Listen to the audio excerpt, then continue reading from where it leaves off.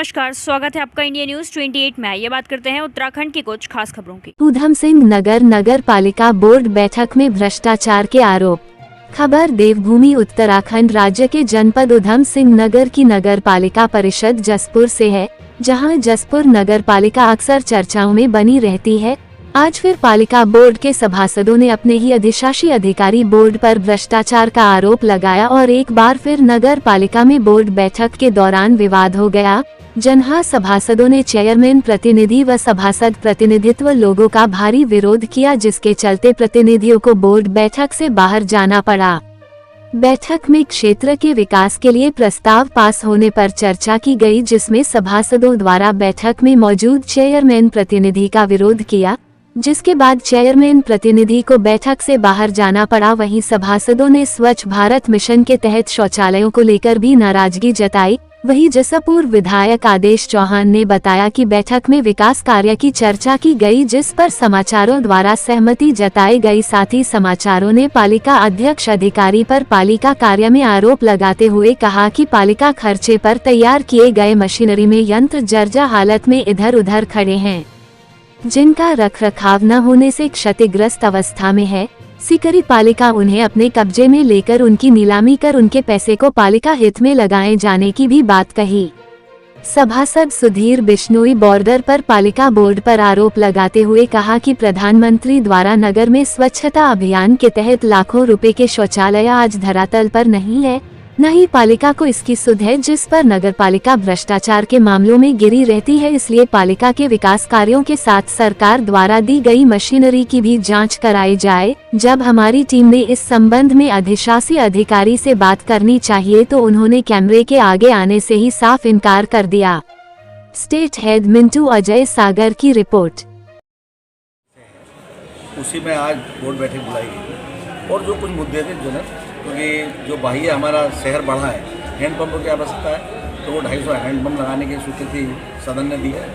और एक हमारा कोर्ट से संबंधित मामला था, उसमें जो है क्योंकि हमारे जो ABCD ठेकेदार थे उस विधि को निरस्त कर दिया गया माननीय उच्च न्यायालय द्वारा, तो वो पुरानी विधि को चालू किया जाए, जिससे कि हमारे विकास कार्य बाधित ना हो और उन ठेकेदारों को रिमूवल कर दिया जाए।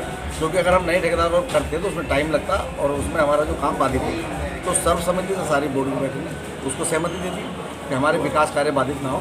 और जो ये प्रकाश पथ के लिए हमारे सब उन्होंने कहा है कि हमारे जो प्रकाश पथ है वो सुनिश्चित हो, कहीं अंधेरा ना हो, क्योंकि लाइटों की व्यवस्था हमारे विभाग पर है और उचित व्यवस्था है। तो इसी को लेकर जो लोगों ने रखी बात हो, उसको पेयजल व्यवस्था की योजना हमारी यही है, हर जल क्या नल हर जल घर। उसके लिए चारों क्षेत्रों में क्योंकि नलकूप लगने हैं तो उनको आवंटित जगह दी जाएगी, तो वो चिन्हित कर ली गई है।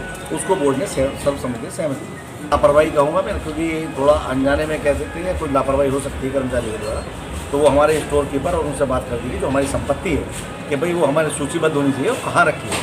क्योंकि कल को अगर हमारी कोई संपत्ति बाहर खड़ी है वो चोरी हो जाती है, तो हम उसको यही नहीं कह सकते भाई हमारे स्टोर में, तो ये गलत है। उसके लिए 1 सप्ताह का समय दिया गया कि जो भी हमारी डैमेज संपत्ति है उसको एक जगह स्टोर में लाया जाए और जो हमारे काम की नहीं नीलाम किया जाए। पालिका सभागार में जो मीटिंग हुई है नगर पालिका बोर्ड की, उसके अंदर जितने भी प्रस्ताव थे हमारे जो जनहित में काम होने थे वो सभी पास हो गए हैं। और उसमें गहमा-गहमी का कारण ये रहा है कि हमारे नगर पालिका के शौचालय जो पहले आए हुए थे, फिर इसके अलावा एक हमारे यहाँ जो लैट्रिन सफाई वाला टैंक होता है वो अब से 3 साल पहले आया था, कोरोना टाइम से पहले, जिसका आज तक ये नहीं पता कहाँ खड़ा है।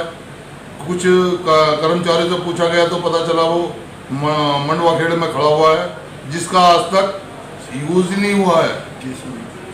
और जिससे जनहित में जो काम होने थे, मतलब जनहित में सफाई व्यवस्था होती, गरीब आदमी को उसका फ़ायदा मिलता, उसका कतई फ़ायदा नहीं मिलता है। में लाइट है तो खैर हमारा बहुत अच्छी कार्य चल रहा है लाइटों का, और उसमें लगभग 3000 लाइटें लग चुकी हैं 4000 में से।